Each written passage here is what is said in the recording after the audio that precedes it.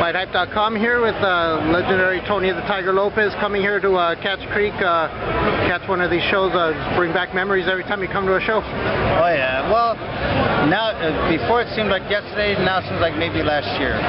Time goes by. Yeah. Big hero in this area. There was talk of you running for mayor. What is that? I did that last year, lost that, but you know what? I'm going to do it again. I learned a lot. They just had a lot more money than I had. And, you know, it's sad to say, but, you know, money dictates a lot of stuff around here. And you come from the era where fighters were role models outside of the ring and did such things like that, and you're on your way up, and you're a role model to Sacramento. How much has the landscape changed as far as pro athletes, his mentality is from your day? Oh, a lot. You know, it's not even boxing's not in the same sport anymore, but none of the sports are. You know, I think the guys are so. There's a lot of things wrong with the sports. Not really wrong with it, but with the people that are in them. I think they need to deflate their heads and come back down to reality and get back into what they normally do and get back with the people. You always, as a celebrity per se, you're supposed to always give back. You know, whether you think you are or not, give back. You know, in the long run, it's going to pay you back anyway.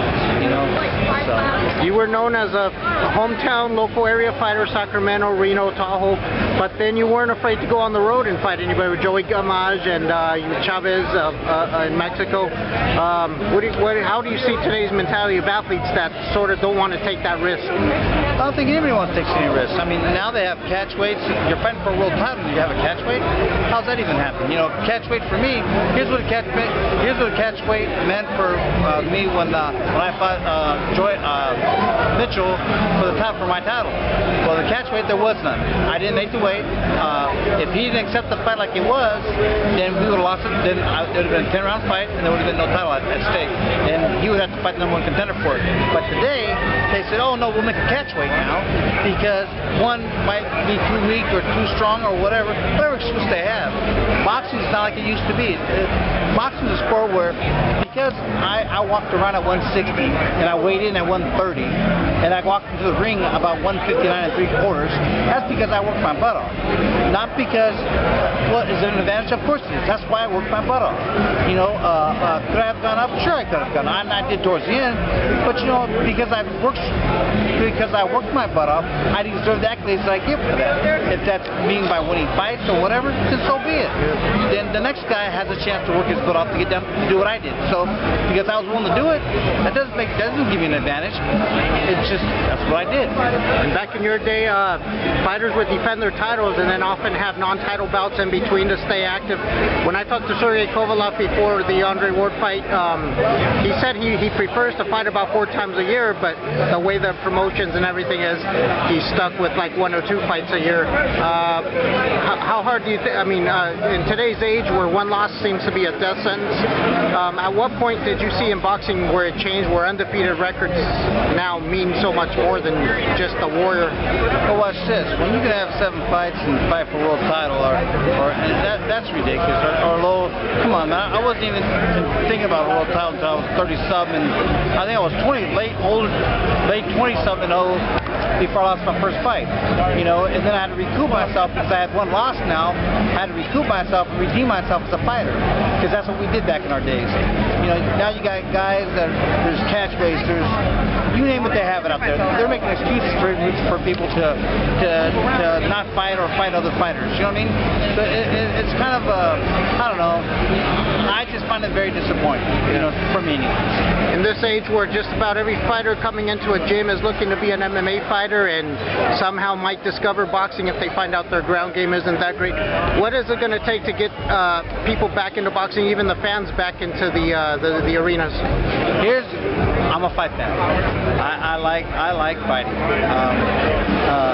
Actually, I'm too old to fight myself, but I like fighting. I'm a big boxing fan. Here's what I want to see. I want to see competitive fights. I want to see Triple G fight Canelo. In actuality, I think if Canelo gets out there like I've seen him do before, he has a good shot at knocking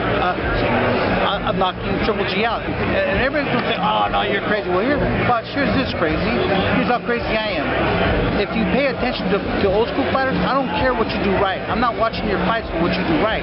I'm watching your fights to see what I can get you with, to what you do wrong. That's the difference between today and yesterday. Yesterday, if you were Triple G, I want to fight you because you were the best. You know, when I fought for the first world title, I could have fought one of the other two champions, but I went after the best one. That was Rocky Lopez, because he was the best. That's what I wanted to do. That's what fighters in my era did.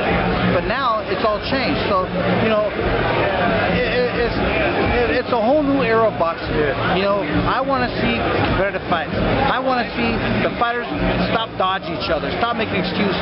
Get out there and fight. Do what you do. Do what you're paid for. Let me tell you this. I made peanuts for what you're making now. And you know what? So since you're making that kind of money, put it out there. Go out there, put yourself on the limb, and make the fight happen. If you don't, you shouldn't be boxing. Pick up ballerina dancing. I don't care if it's not boxing. Mentioned Rocky Lockridge, recent passing of Lou Duva, Rocky Lockridge's handler. What do you remember about him? Lou Duva was a great guy, man. Lou Duva was one of them guys. He was for his fighters, because that's what you're supposed to do. You know, great guy. I've talked to him numerous times.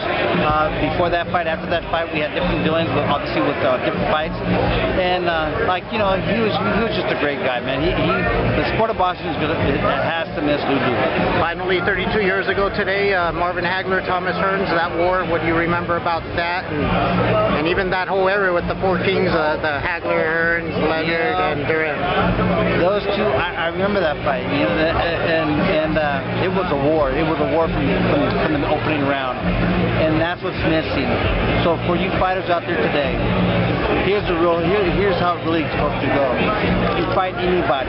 If they weigh as much as you, if you weigh in at the same weight, who cares what they weigh? If they were 10, 20, 30, 40 pounds heavier, because you're a pro. You're already at that level. Do what you got to do to make stuff happen and kick that butt. That's all you got to do. Don't worry about nothing else. Get out there and fight the fights that you're supposed to fight, not the fights that you want to fight, or the fights that you should win. Fight the fights that you may not win and become a great fighter. Because if you beat those fighters, great fighters fight great fighters, have great fights. If you don't, it never happens, and you never will be. All right. Hey, thank you very much for your time, and thanks for all the memories of your career. You got it.